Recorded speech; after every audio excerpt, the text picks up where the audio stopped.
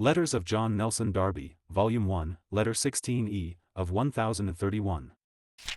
p. 36. Dearest G. V. Wigram. As to Dear, you must not expect him to stay long in a place. He wins affections, and makes his way much among many minds, but he attaches himself to this, looks to it too much, and consequently does not last in a place, for that comes only from attaching oneself to and leaning upon God only. Alas! Feeble is he who even unconsciously leans upon man. Were I here to lean on man, indeed I cannot, it has helped to teach me not, I should be miserable enough. I am happy here, and I trust very quiet in the Lord, but were I to look around, should be dismayed and confounded, error in those who lead, and nothing to hold a feeble heart up against it in any quarter, and I, speaking as a man, a stranger, and thrown all at once into the midst of it all. But the Lord knows the end from the beginning, and how he deals with his church.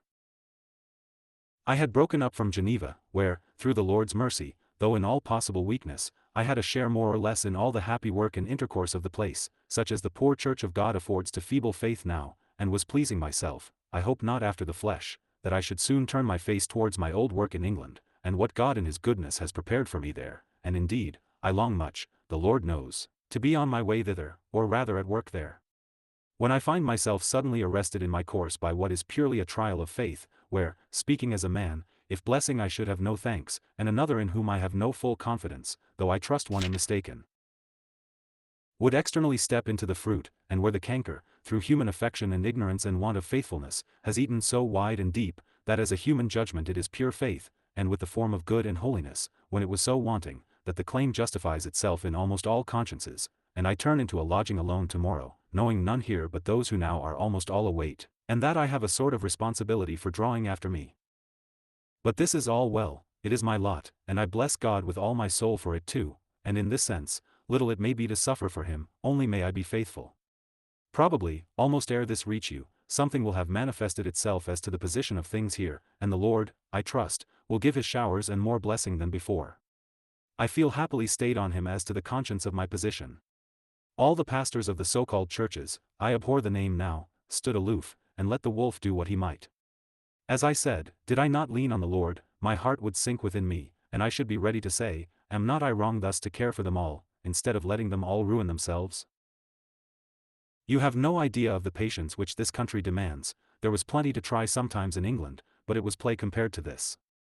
However, I hope soon to be free, and to wend my way towards work where my heart a good deal is. The brethren of Geneva I left in much peace, and did I seek only acceptance for myself, could rest, for which I thank them much in the Lord, with abundant satisfaction there, for they cherished and followed on my ministry much, and I trust with blessing. Certainly they seem very happy, indeed, they wanted me to take up my quarters there. I had a meeting when some came, last night, and the brother of the minister who had led them in error came. He had been, in fact, turned off a la dissidence 4 years ago, and is still much valued by many, so that this apparently throws a light, and in one sense a darkness, as to the position I am in here. But I find a little simplicity goes a great way, and finds no knots, where men have tied 100, if God is there. I did hear of dear J. F., one who was much loved, and whom I had well known and daily more, and valued much. Many as myself will feel his loss, but thus it is they daily pass upward, while we wait to serve on till he come.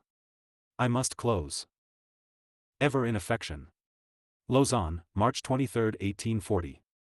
51016E.